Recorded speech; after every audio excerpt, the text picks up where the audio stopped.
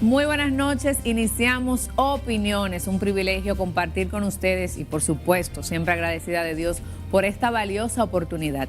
En esta entrega de Opiniones conversamos con el geólogo Osiris de León, experto en estos temas, y abordaremos no solamente los acontecimientos recientes en Turquía y a nivel internacional, sino también los últimos temblores de tierra que han acontecido en República Dominicana, un poco de historia, pero también de cuáles son esas advertencias y las medidas que debemos de tomar en nuestros hogares para atender y para nosotros poder estar alertas y prevenir en estos casos. Por supuesto, quiero aprovechar esta ocasión para invitarles a seguir nuestras redes sociales, @LenisOpiniones, @LenisGarcía G, y por supuesto a que den un vistazo a nuestro canal de YouTube. Suscríbete, dale like a nuestro contenido y activa la campanita de notificaciones. Sin más preámbulos, iniciamos esta entrega dando un vistazo a las noticias.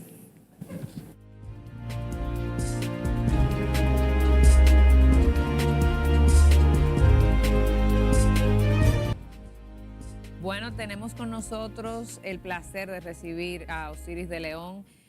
Ustedes ya lo conocen, no es una figura nueva, ni aquí en Opiniones, ni en ningún lugar. Don Osiris, de verdad que siempre es un privilegio recibirle para hablar de esos temas puntuales sobre los que usted tiene tanto dominio. Buenas noches. Buenas noches, Glenny. La verdad es que el privilegio es mío venir a conversar contigo, con todo el pueblo dominicano, en momentos pues, donde mucha gente tiene su mirada todavía puesta hacia Turquía, viendo lo que pasó allá y lo asoció con cosas que pasaron aquí en esos días, y evidentemente durante un periodo importante de tiempo pues la gente hace preguntas. Claro. ¿Puede pasar eso aquí? ¿Qué pasaría? ¿Qué daño me haría a mí? ¿Qué daño haría en escuelas? ¿Qué estamos haciendo para evitar una catástrofe mayor? Si estamos preparados para... Uno nunca está preparado para las tragedias, pero también, don Osiris, a mí me llamó la atención porque a veces hablamos de sismos, temblores, terremotos. ¿Qué diferencia hay en estos tres términos? Me gustaría comenzar la entrevista desde esta óptica para ir desmenuzando un poco el tema, porque sigue temblando la tierra en Turquía. Sí. Y sigue temblando aquí. Así es. Mira, en términos técnicos, los tres términos son equivalentes. Sin embargo, la sociedad ha ido diferenciándolo por voluntad propia. Cuando tú le dices un sismo, pues la gente piensa que es un temblor pequeño, moderado. Ahora, cuando tú le dices un terremoto en términos populares, es algo grande que ha ocurrido. En la realidad, sismo lo que quiere decir es un evento que ha provocado vibración en la corteza terrestre. Pero del mismo modo, terremoto, por su terminología, te vas a la etimología de la palabra, terre, tierra, moto, movimiento. Movimiento de la tierra, que puede ser muy chiquitito, puede ser moderado, puede ser grande o muy grande. Y la gente siempre pide, mire, para que no nos asusten mucho, díganos sismo o temblor cuando sea pequeño o moderado. Y díganos solamente terremoto cuando sea muy grande, para que ya sepamos que hay que salir corriendo. Y creo que tiene cierto sentido, Lenis, cierta pertinencia, que la propia sociedad vaya diferenciando los términos, aunque la nomenclatura técnica no los diferencie, pero sí la gente, para fines de sus medidas preventivas, pueda saber qué hacer. Y cuando tú le dices un temblor, le dices, bueno, temblor, eso debe ser magnitud 3, 5, 4, 5. Ahora, si tú le dices terremoto, la gente supone que es magnitud superior a 7.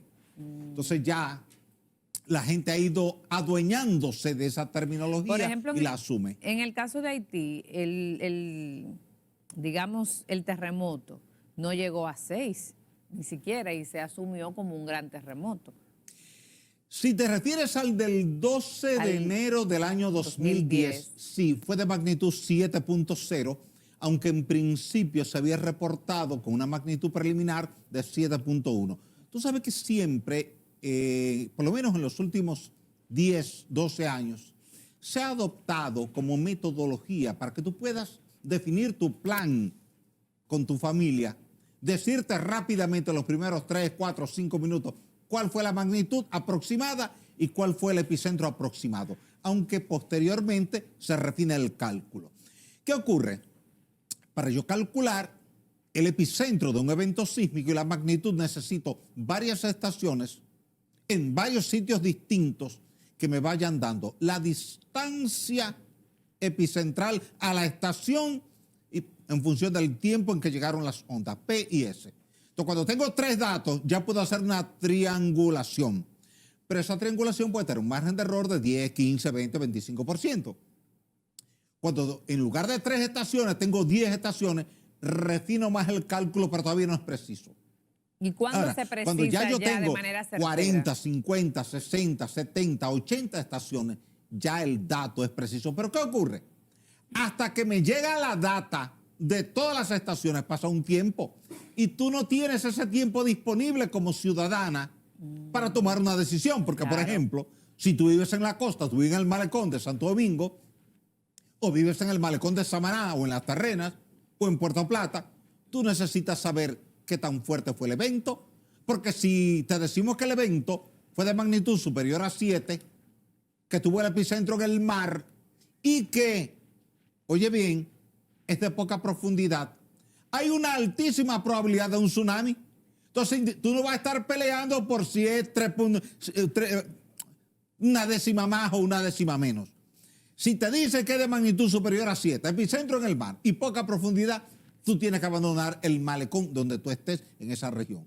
Sea en Las Terrenas, sea en Puerto Plata, sea en Sosúa, sea en Cabarete, si fue en la costa norte. Y si fue en la costa sur, sea en la capital, en Boca Chica, en Juan Dolio, en Guayacán, abandona el mar.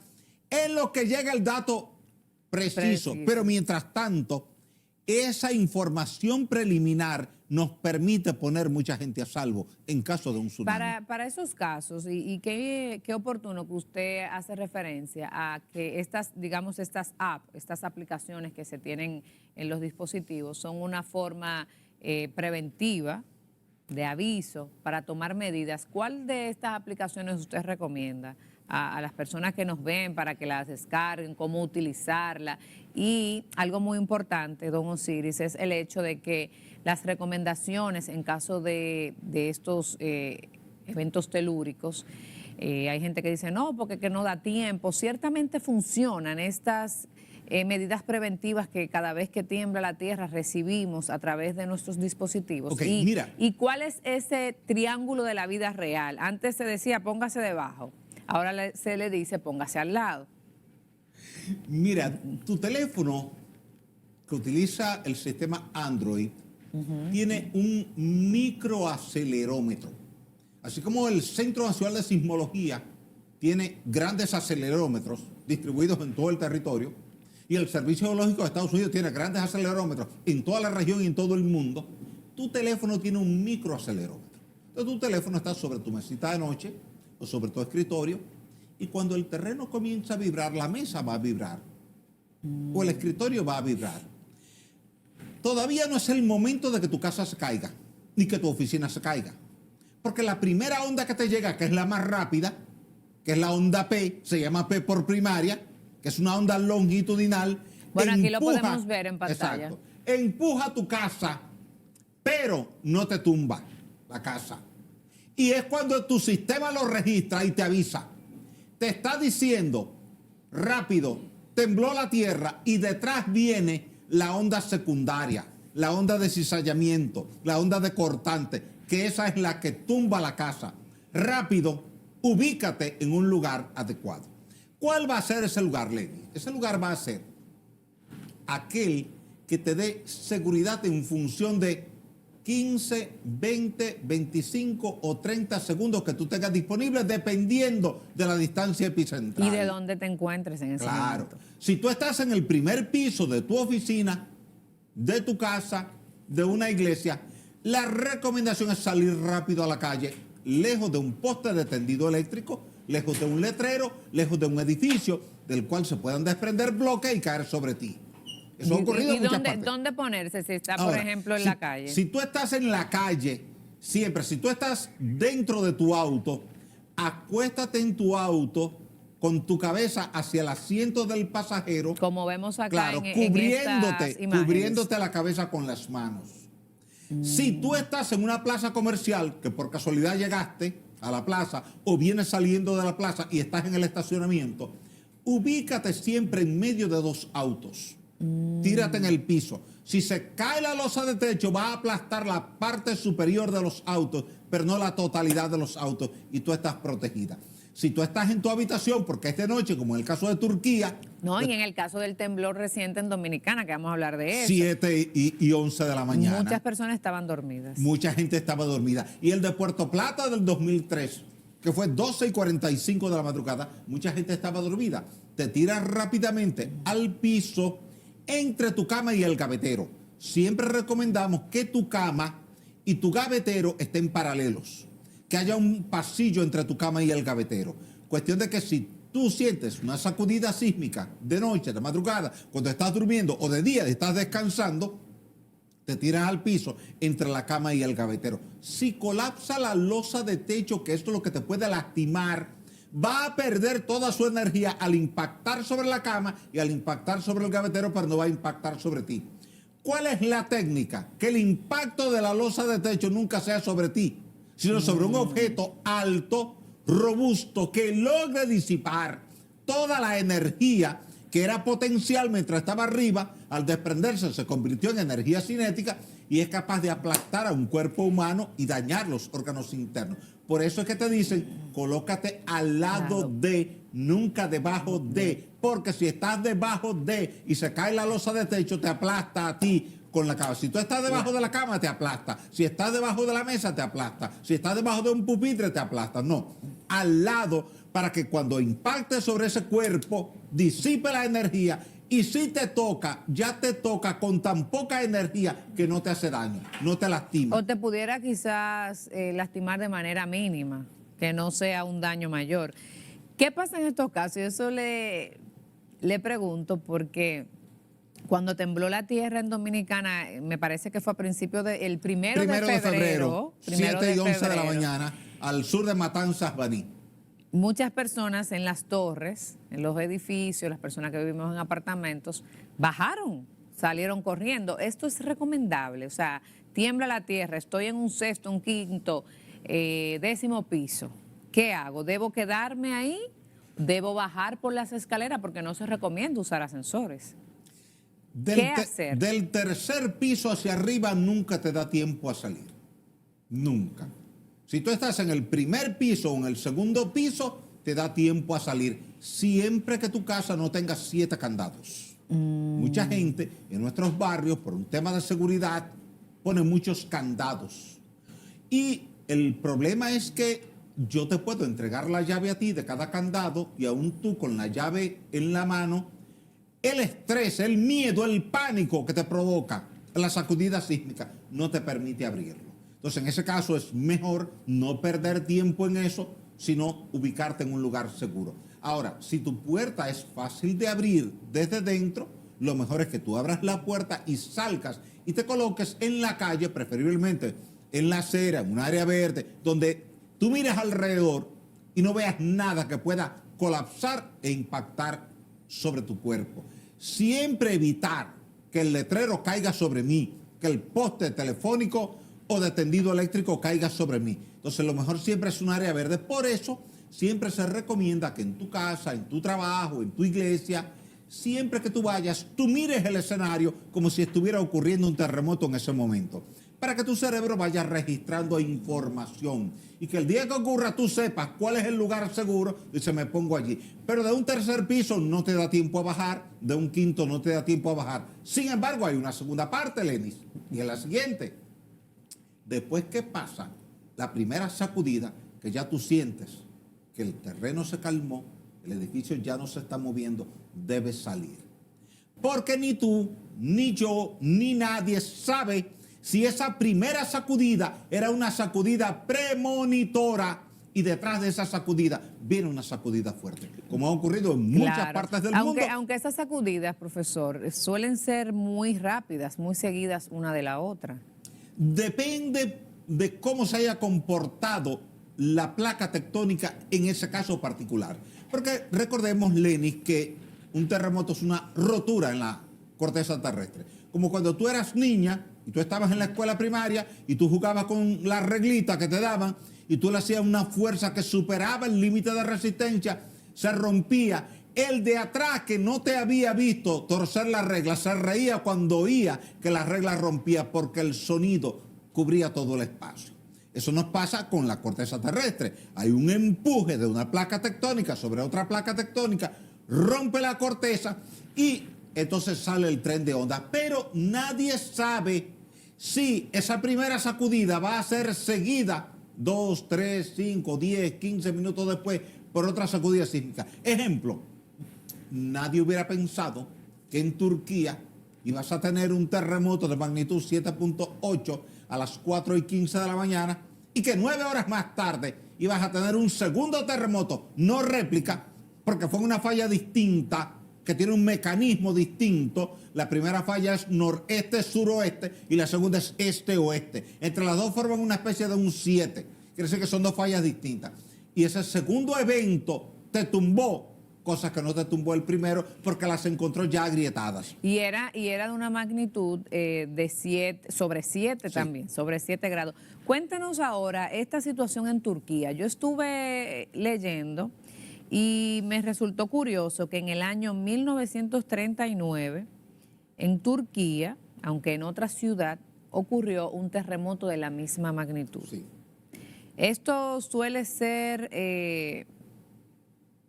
una forma, digamos, de que podamos advertir que si en un país en X periodo ocurre un terremoto de esta magnitud, como con el COVID, por ejemplo, 100 años después, otra pandemia, ¿esto es algo que se estila a nivel sísmico? ¿Es parte de algún proceso interno de la Tierra? ¿Por qué esta coincidencia? La misma magnitud, la misma falla, aunque en otra ciudad. Sí. Mira, el tema es interesante. Y por eso tú ves cuando la gente lee la Biblia que se preocupa un poco porque en varios capítulos, pero principalmente en el Apocalipsis, te habla de que el fin de los días llegará con un gran terremoto. Porque toda esa región del mar Mediterráneo siempre fue afectada por terremotos porque los terremotos no son nuevos en ninguna parte del planeta. Donde quiera que tú ves un terremoto es porque desde hace millones y millones y millones de años han estado ocurriendo terremotos. ¿Qué pasa en Turquía? Tú tienes una placa arábiga, donde está Arabia Saudita, donde está Irak, Siria, Jordania, Israel. Esa placa se mueve hacia el noroeste y en ese proceso colisiona con una placa que se llama la placa de Anatolia a lo largo de la falla que está cerca e inmediatamente al norte de la frontera entre Siria y Turquía. Ya ahí en el año 99, en una comunidad que está un poquito más al noreste del lugar actual, habíamos tenido un terremoto que se hizo muy famoso, que fue el terremoto de Bingöl, en esa misma falla. Hay dos fallas muy temidas en Turquía. La falla Anatolia, que te pasa justo al sur de Estambul y se va hacia el este, hacia esa zona de Ankara, pero al norte de Ankara. Y la falla Anatolia Oriental, que está cerca de la franja fronteriza entre Turquía y Siria y que cubre toda la parte sur. Cuando tú chequeas, por ejemplo, la zona del Mar Rojo, donde la Biblia te habla de que Moisés cruzó desde ahí, desde Sucot, hacia la tierra prometida, esa línea del Mar Rojo es una línea de falla que siempre ha estado produciendo terremotos. Pero cuando te vas a la zona de Jordania y recorres el río Jordán, te vas a dar cuenta que el río Jordán, que está ahí en esa zona, inmediatamente al suroeste, es una línea recta donde está el mar de Galilea, donde está el mar Muerto. Es una línea de falla que produce terremotos. Entonces tú estás en una zona donde históricamente se han producido terremotos que son los que están referidos en la Biblia. Esto que vemos acá... ahí está. Estas son las fallas. Explíquenos en qué consiste, qué son las fallas, en qué consiste esto. Esa es la placa de Anatolia.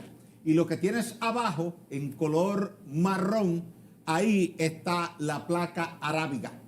Y esa zona, esa línea roja que viene de noreste a suroeste, es la línea de falla que rompió el día 6 de febrero a las 4:15 de la madrugada y estremeció la zona de Kahramanmaraş y la zona de Gaziantep. Ahí hay una destrucción extraordinaria. 85.000 edificaciones están destruidas. 48.000 muertos. Es lo más lamentable de todo. Lo más esto. lamentable. Las pérdidas y poco humanas, más de 100.000 heridos. Increíble, muy lamentable. Cuando hablamos de fallas, profesor, evidentemente escuchamos este término y lo tenemos arraigado ya en nuestra psiquis, porque nosotros también hemos sido advertidos por años. Usted se ha encargado de educar, de hacer una labor de concienciación ciudadana sobre esto. Entonces, luego de esta pausa, me gustaría que usted nos explique qué son exactamente las fallas, qué tanto riesgo tenemos nosotros a futuro. Continuamos conversando con el profesor experto, la persona que más sabe, me atrevo a decir aquí responsablemente, sobre el tema de sismo, de movimientos telúricos, pero también de otros temas, de medio ambiente, etcétera. Osiris de León. O sea, ¿qué son las fallas? Porque siempre escuchamos hablar de eso, que aquí, de hecho, en República Dominicana tenemos ese riesgo también. Claro.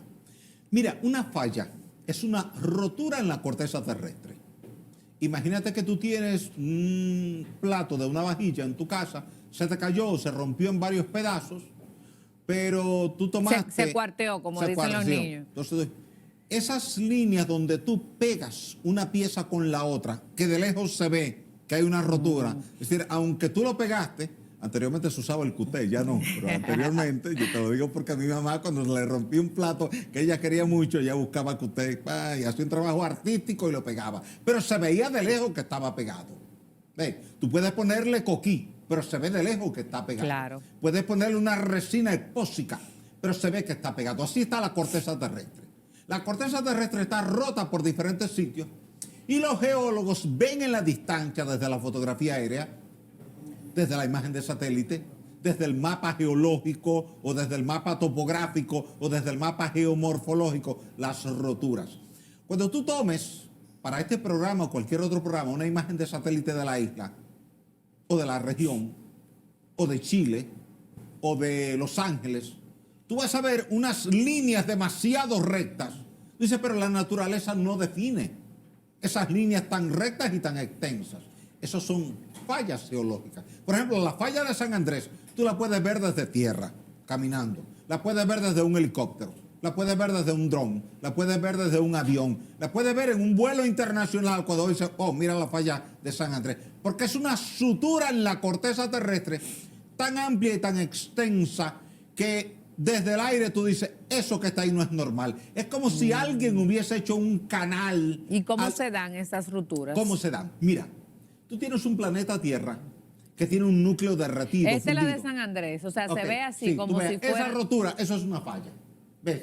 Entonces tú vives... Pero eso se ve de manera superficial. Por ejemplo, cuando tú vas volando en un helicóptero o en un avión de Santo Domingo a Santiago y tú vas por la zona de Bonao, La Vega, San Francisco de Macorís, tú ves que la cordillera septentrional tiene una línea muy definida entre su borde sur y el Valle del Cibao.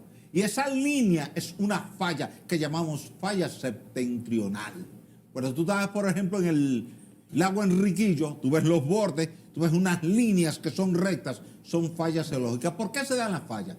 El núcleo de la Tierra está derretido. Y al estar derretido, porque está a 5.500 grados Celsius, pesa poco. Todo cuerpo caliente pesa menos que un cuerpo frío. Tú tomas 2 pedazos de hierro, o de madera, o de cobre, y calientas uno y enfrías el otro. Y lo pesas y vas a ver que el que está caliente ahora pesa menos, y que el que está frío ahora pesa más.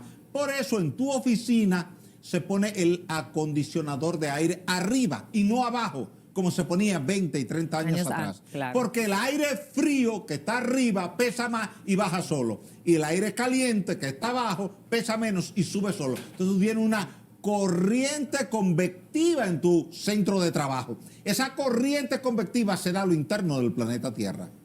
Entonces hay una corriente convectiva que la masa caliente la mueve hacia arriba, y en la medida que se mueve hacia arriba se va enfriando, y al enfriarse pesa más y vuelve hacia abajo. Y va desplazando que es la como, capa. como Míralo podemos ahí. ver aquí. ¿Ves? Eso ahí tú tienes una rotura en la corteza terrestre, que es una falla. Entonces, así como tú ves esa imagen ahí, hay miles de fallas geológicas en todo el planeta Tierra, porque aunque tú no te das cuenta de que el planeta se está moviendo, como no te das cuenta de que tu pelo está creciendo o de que tus uñas están creciendo, las placas se están moviendo permanentemente en todo el planeta. Riesgos. Tu ojo no lo ve porque es un desplazamiento muy chiquito. Por ejemplo, la placa donde tú vives, que es la placa del Caribe, se mueve 20 milímetros al año hacia el este. Es como la velocidad a la que crecen las uñas tuyas. En esa placa está ubicada de casualidad México y Chile, que No. son países que tienen también mucha incidencia de movimientos Mira, telúricos. buen tema.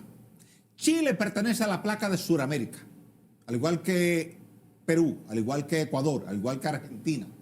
Centroamérica, junto con las islas del Caribe, exceptuando Cuba, es decir, todo lo que es Centroamérica, Jamaica, la Hispaniola, Puerto Rico, Islas Vírgenes, Antillas Menores y la franja norte de Venezuela y de Colombia pertenecen a la placa del Caribe.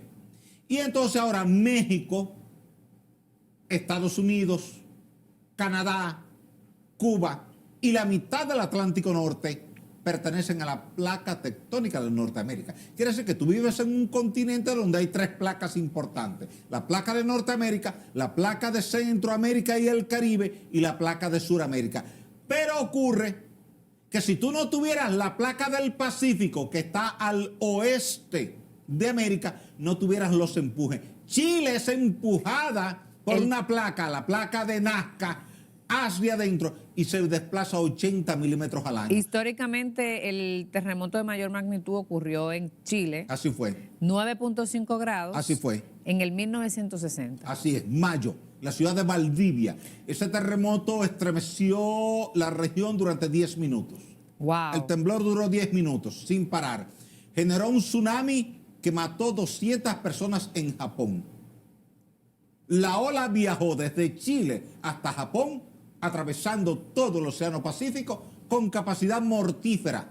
Y llegó a una ola ya de más de 10 metros a la costa, que la gente en Japón no la estaba esperando. Wow. Entonces, pescadores, bañistas que estaban en la costa murieron. Por esa historia o por ese evento es que cada vez que tiembla la tierra, que hay un terremoto de esta magnitud, la gente tiene miedo a un tsunami. Así es. Y me gustaría saber qué riesgo corremos nosotros de este lado del mundo en relación a ese gran terremoto en Turquía, porque si tiembla la tierra en Chile, estamos en América, y se traslada de manera marítima Sí, la ola.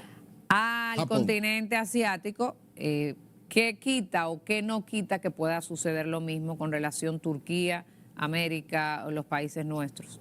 Ok, mira, interesante el tema.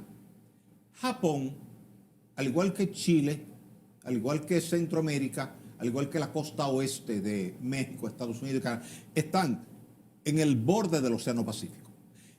Ese borde, que tiene 40.000 kilómetros de longitud, acumula el 80% de los terremotos. En consecuencia, como práctica estándar, cada vez que hay un terremoto de magnitud superior a 7 en ese borde, no importa dónde esté el epicentro, se advierte a toda la franja perimetral de esos 40.000 kilómetros de alerta de tsunami, pero que están en el Pacífico. Ahora, en el caso nuestro con Turquía, nosotros estamos aquí en el Caribe. Entonces tendría que ocurrir un terremoto en el Atlántico con posibilidad. Por ejemplo, si ocurre en el mar Mediterráneo, digamos en la zona entre Marruecos y España, entonces se emite una alerta para acá, para el Caribe. Si ocurre en la fosa de Milwaukee, que es la segunda fosa más profunda del planeta Tierra, porque tiene 8.605 metros de profundidad y está al norte de Puerto Rico y puede producirte un evento sísmico con tsunami, se advierte a todo el Caribe. Aquí, el 4 de agosto de 1946, domingo a la 1 de la tarde, un terremoto de magnitud 8.1 generó un tsunami que barrió la comunidad de Matanzas. Era la comunidad más grande, más importante y más poblada que había en la región nordeste del país. Y de ahí fue que derivó el nombre de Matancitas, porque Matanzas, que era la común cabecera regional, quedó reducida a 2 o 3 casitas que pudieron sobrevivir, las que estaban allá, bien atrás, bien al sur de la zona epicentral. Un evento histórico, como lo vemos aquí, hasta la prensa internacional se hizo eco en aquellos tiempos. Terrible, terrible. La gente decidió entonces mudarse hacia Nagua, entonces ya nadie quiso emplazarse ahí, aunque en los últimos años ha ido creciendo de nuevo la comunidad de Matancitas. Pero tú tuviste un tsunami ahí, ¿cómo lo tuviste en Manzanillo? En mayo de 1842, cuando un terremoto de magnitud aproximada 7.5 estremeció la parte norte de Cabo Haitiano y destruyó a todo Cabo Haitiano. Y que tuvo que ver directamente con la independencia dominicana, porque fueron tantos los muertos y tantos los daños que hubo en Cabo Haitiano que el gobierno haitiano ordenó que todos los militares haitianos que estaban aquí en labores de vigilancia, de seguridad, de supervisión, se desplazaran para Cabo Haitiano porque allí había una catástrofe. Y entonces los independentistas dominicanos aprovecharon que no había vigilancia. Fueron resilientes, o sea, de una situación negativa, lograr, ¿verdad?, un efecto positivo. Profesor, ya se puede decir, en la experiencia, por ejemplo, Turquía, tembló la tierra, otro temblor, sigue temblando recientemente y siguen esto. ¿Esto es normal o sigue esta zona en riesgo a raíz de estos últimos eventos? Mira, hace 5 días tuvimos una réplica de magnitud 6.4 que hizo mucho daño. Dejó muertos, dejó heridos y edificaciones colapsadas, no porque tuviera tanto poder para hacer colapsar estructuras, sino estructuras que ya estaban lastimadas con los 2 eventos iniciales y con 3 réplicas de magnitud superior a 6 terminaron cayéndose. Es normal que en cualquier parte del planeta Tierra donde tú tengas un evento sísmico de magnitud superior a 7, y en este caso 2 eventos sísmicos de magnitud superior a 7, que tú tengas réplicas por lo menos, y no te asustes, por 6 meses. El terremoto de aquí, del 4 de agosto de 1900... ¿Réplicas que pueden ser de magnitud similar? Sí, de magnitud 5.8, 6, 6.2, 6.4, 6.5, perfectamente. El terremoto de aquí, de 1946, 4 días después te generó una réplica de magnitud 7.6. 7.6 devastador en cualquier parte del planeta Tierra. Claro. Y después las réplicas de magnitud superior a 6 fueron considerables. Durante 2 años, la gente de la costa atlántica y de la región nordeste se mantuvo durmiendo o en el frente de la casa o en el patio de la casa, pero nadie quería estar bajo techo. Y no es la primera vez que ocurre. Si tú vas hoy a Turquía, te vas a encontrar con ese escenario. Yo he viajado. ¿Qué se recomienda en esos casos? Estar al aire libre. Es recomendable. O coger un vuelo por un año. Es una opción, pero mucha gente a veces no dispone de familiares. Esto es una broma, en otro, señor. claro. No, si tú tienes familiares, hay países donde, ¿qué hace la gente? Eso que tú dices, toma un vuelo y se va donde un hijo que vive en otro país o donde un hermano que vive en otro país. Pero si no tienes un pariente cercano de mucha confianza que tenga espacio para recibirte en su casa, entonces tú te quedas al aire libre. No, a veces los mismos compromisos familiares, profesionales, no es tan fácil como dejo todo y me voy. Sí, aunque a veces depende de quién tiene más fuerza, si el miedo o la vergüenza, como dice la gente. Porque, mira, yo he visto casos en Grecia donde la gente ha tenido tanto pánico que ha abandonado la comunidad. La abandonó.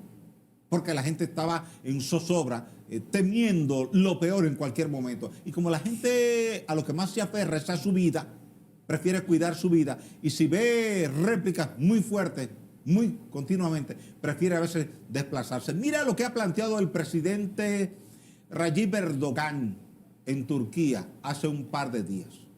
Que la reconstrucción de esas ciudades cerca de Kahramanmaraş y Gaziantep hay que cambiarla de sitio. Van a construir 200.000 nuevas casas, pero no en el mismo tipo de suelo. No en la llanura fluvial donde hay gravas, arenas, arcillas y no. Que es un terreno flexible que amplifica el espectro sísmico. Entonces, ahora están haciendo conciencia de algo que uno está predicando y publicando en libros internacionales desde hace décadas. Y la Biblia te lo dice, el hombre prudente construye su casa sobre roca. Entonces, ¿qué ocurre? Todos los daños que tuviste en Turquía están en suelo. Todos los daños que tuviste en Haití están en suelo. Los que tuve en Chile están en suelo. En todas partes del mundo, y te lo digo porque he ido a revisar. Mire, aquí podemos ver ese momento y una alocución pública del presidente. ¿Dónde está el presidente? donde suponemos que está anunció eso. estas informaciones Sí, que usted sí, nos dijo da. que va a construir 200.000 nuevas casas, pero que se van a construir en la parte alta de la colina, donde está la roca, y no en la parte de suelo. Y se lo están planteando a los contratistas, se lo están planteando a los ingenieros, se lo están planteando a los ciudadanos. Señores, miremos este escenario. Los geólogos estamos hablando por décadas de eso, pero qué bueno que ya los líderes políticos de ese nivel están entendiendo el mensaje de que lo que se cae durante un terremoto siempre está en suelo y que lo que está en roca, a veces hasta mal construido, se queda Tiene de pie. más soporte. Yo he mostrado en conferencias en diferentes partes del mundo, en Roma, en Los Ángeles, en España, donde quiera, imágenes del Palacio Nacional de Haití colapsado e imágenes de casas paupérrimas hechas por la propia gente a mano, sin varilla, sin cemento de buena calidad, sobre el eje de la falla sísmica que provocó el terremoto, y están de pie. Porque la roca produce un efecto de blindaje, que es lo que tú ves en la ciudad colonial de Santo Domingo. Claro, sostiene la edificación. La roca permite el paso de la onda sísmica de corte, que es la que daña a velocidades a veces superiores a 1.500 metros por segundo. Entonces, toda su energía elástica la consume en velocidad. Pero cuando llega a un suelo arcilloso, como los prados, como San Jerónimo, los jardines, los ríos, se ralentiza, se frena. Entonces, el resto de la energía que ahora no puede consumir en velocidad, tiene que usarlo en amplificación. Y esa amplificación de la onda es la que genera fuerzas cortantes extraordinarias que terminan rompiendo las columnas y llevando la edificación al suelo. Una pregunta, y evidentemente nosotros estas informaciones son basadas en la ciencia, en los estudios, pero a raíz de esta situación de Turquía hubo teorías conspiracionistas que posiblemente había sido, no sé si usted lo vio en algunas redes sociales. Tenemos obligatoriamente que tocar el tema en todas sus vertientes. Claro. ¿Es posible que un terremoto sea algo condicionado, creado por la naturaleza humana o simple y llanamente obedece a estos fenómenos naturales y a esas fallas que subsisten en el planeta a raíz de la misma naturaleza de la Tierra, como usted ha explicado aquí? Sí. Mira, a raíz del terremoto de Haití, que fue devastador, se cayeron 400.000 edificaciones y murieron 316.000 personas y 350.000 quedaron heridos, se difundió ese concepto. Y ahora con Turquía también. Y recuerdo que CNN, que me estaba haciendo una entrevista, me dijo, se está diciendo, ¿es posible esto? Mira, no hay instrumentación física en el planeta Tierra capaz de generar la energía necesaria para tú romper la roca en una franja de 10, 15, 20 kilómetros de profundidad. Kilómetros. Ese terremoto de Haití rompió a 10 kilómetros de profundidad. Ese de Turquía rompió a 18 kilómetros de profundidad. ¿Qué ocurre? Mira, Lenis, si tuviésemos en el planeta Tierra un arma capaz de producir terremotos, ya las grandes potencias no necesitarían soldados, ni tanques de guerra, ni aviones de combate, ni misiles, ni bombas. Porque bastaría con mandarle un temblor inicial al país con el que está en conflicto, le manda uno de magnitud 5 para decirle, avisarle. Mira, sí, y si no entra en razones, te mando uno de 6 y pasado mañana te voy a mandar uno de 7. Y ahí terminaría la guerra, ¿verdad? O tú verías que los grandes terremotos ocurrirían en Moscú, en La Habana, en Caracas, en Kabul, en Teherán, donde están los enemigos, en China. Pero ocurre que los terremotos ocurren en el propio territorio de Estados Unidos, como San Francisco de California, Los Ángeles, San Diego, Seattle, Portland, la costa oeste. Alaska la zona es de un Europa estado, no es muy propensa, muy proclive a los terremotos. La zona de europea, el continente europeo. No, porque es que las placas tectónicas son las que definen dónde. Por ejemplo, tú no has escuchado un terremoto en Río de Janeiro. No. No has escuchado un terremoto en Miami. No has escuchado un terremoto en Boston, en New York, porque no está en zona de convergencia de placas tectónicas. Sin embargo, en toda América, tú te vas por la zona occidental de América, desde Tierra de Fuego hasta Alaska. En cambio, cuando vienes por allá, por Asia, vienes del lado inverso, del lado este, bajando de Kamchatka hacia la zona de Japón bajando hacia la zona de Taiwán bajando a Filipinas, de Filipinas bajando hacia Papúa Nueva Guinea y hacia Indonesia. Desde ahí te vas por el norte de Australia hasta llegar a Nueva Zelanda. Entonces es un cinturón sísmico. Los países que están ahí han tenido terremotos durante millones de años y los van a seguir teniendo. En consecuencia, son esos cinturones sísmicos los que definen dónde la Tierra rompe. No hay ninguna instrumentación en el planeta Tierra capaz de producir un evento sísmico de magnitud 7.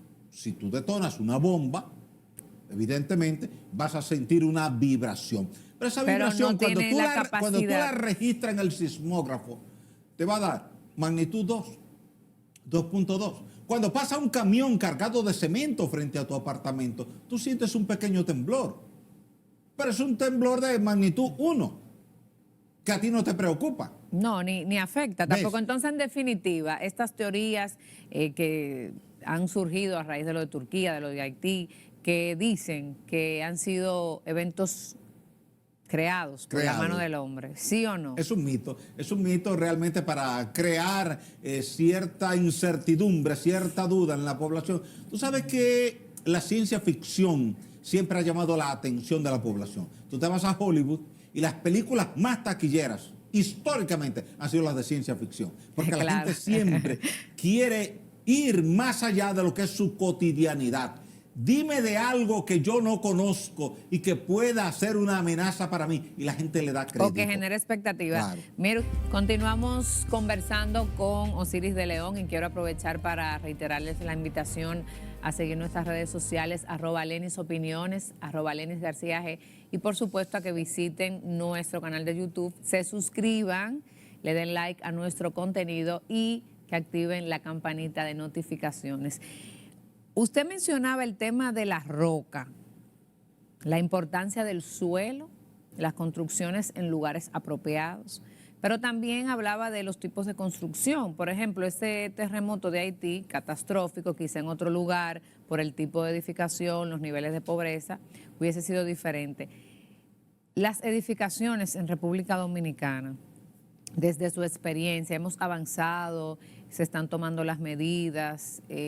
¿Cómo pudiera influir esto? Porque nosotros tenemos por años amenaza de un terremoto. De hecho, recientemente usted ha hecho pronunciamientos en otros medios acerca de esto, como una advertencia. Yo siempre le digo a la gente, no es para que se preocupen, es para que se ocupen. Claro.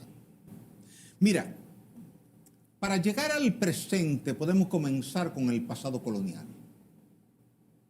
Santo Domingo colonial, Santiago colonial, La Vega colonial. Tenemos 3 importantes emplazamientos coloniales, con la misma arquitectura, la misma mampostería, la misma argamasa. 2 de diciembre de 1562, una fuerte sacudida sísmica con epicentro cerca de Puerto Plata, en el Océano Atlántico. Se cae por completo Santiago Viejo, que estaba en Jacapa. Se cae La Vega. Tú has oído hablar siempre de La Vega Vieja, que se hundió. La Vega no se hundió, la hizo colapsar un terremoto. Pero la ciudad colonial de Santo Domingo se te queda intacta. Y tú me podrás decir con toda razón, bueno, pero mira, es que Santo Domingo está mucho más lejos que La Vega y que Santiago del epicentro. Sí, es verdad. Pero el 4 de agosto de 1946 el epicentro fue cerca de Nagua, apenas a 110 kilómetros de la ciudad colonial de Santo Domingo, y fue magnitud 8.1 con una réplica de 7.6, y tú no encuentras una grieta en la Catedral Primada de América, ni en el Alcázar de Colón, ni en la iglesia Regina Angelorum, ni en la iglesia de las Mercedes. Eso por la base, por la roca. Por la roca, no por el tipo de construcción. Si esa ciudad colonial de Santo Domingo tú te la llevares a La Vega, Santiago, San Francisco de Macorís, se cae con el primer terremoto a magnitud 6. Se cae. En estos casos, por ejemplo, vemos mucho digamos que las viviendas que construye el gobierno, personas que le dignifican la vida, le cambian y ciertamente otro tipo y más calidad de vida, una vivienda de condiciones mínimas a una vivienda con ciertas condiciones, edificaciones de bloc, techos de concreto, etcétera. De alguna forma esto puede, aparte de generar calidad de vida, darle un poco más de seguridad a estas familias que salen de, porque evidentemente un terremoto en una construcción sin los parámetros mínimos tiene más riesgo de colapsar que una que no, que tenga mejores condiciones de construcción. Mira, uno quisiera que fuera así. La realidad dice que no es así, por lo siguiente. Fíjate que con un pequeño temblor de magnitud 5 en la zona sur de Baní, se te agrietó el Hospital Regional Taiwán de Asua. Se te agrietaron las escuelas en Barahona, en Asua, en San Cristóbal y en Santo Domingo Oeste. Se te agrietó el Huacalito de la Vega, que es una edificación de servicio público. Y se agrietó el edificio de la Junta Central Electoral del Luperón de Puerto Plata. Tú habrás visto muchos reportes a lo interno del gobierno, informes oficiales, que te hablan de la vulnerabilidad de escuelas y hospitales. Tenemos miles de escuelas que están en alto nivel de vulnerabilidad. Si esas son las escuelas que fueron construidas con un criterio más estricto, más riguroso, y nos pasa con los hospitales, llevemos eso ahora a esas viviendas de escasos recursos, donde a veces creemos que, porque la vivienda es de escasos recursos, tenemos que trabajar de espaldas al código de sismoresistencia. Y es al revés, ahí es que tenemos que esforzarnos en aplicar al pie de la letra el texto del reglamento R001 de sismoresistencia para cuidar la vida de toda esa gente. Mire, en ese sentido yo quiero destacar la labor que está haciendo Carlos Bonilla desde el Ministerio de la Vivienda y le hablaba del tema ahorita de qué tanto influye esta parte del tema de calidad, porque al venir del sector construcción ha dado un giro diferente al tipo de construcciones tomando en cuenta estos parámetros, que era algo que antes no se hacía y nosotros desde aquí de verdad queremos destacar y sobre todo... Hay que destacar. Sobre todo... auspiciar a que se sigan este tipo. Hubo una inauguración reciente, creo que fue en Romana, donde se destacaban este tipo de medidas que se estaban tomando en cuenta a la hora de construir este tipo de vivienda, que como usted decía, no porque sea una vivienda de bajo costo para una familia de pocos recursos, no se deben de tomar, y debe ser lo contrario, porque estas son las familias que muchas veces están en mayor posibilidad de riesgo. Claro. O sea, que se sigan, ¿verdad?, replicando reforzando y que más las estructuras, claro, aunque sean de bajo costo, aunque sean sencillas, aunque sean pequeñas, para proteger la vida de esa gente. Mira lo que está haciendo Turquía ahora. Que más familias, todos los estudiantes que más familias reciban su vivienda, eso es algo importante. Y que esas familias se sientan seguras, que si hay un evento sísmico de magnitud 7, 7.3, 7.5, su vivienda no se va a caer. Que eso le cueste un 10 o un 15% más al Estado. No importa, porque tú puedes compensarlo haciéndola un 10 o un 15% más pequeña. La gente prefiere una casa 10, 15% más pequeña, sismorresistente, que 10, 15% más grande, vulnerable ante un terremoto.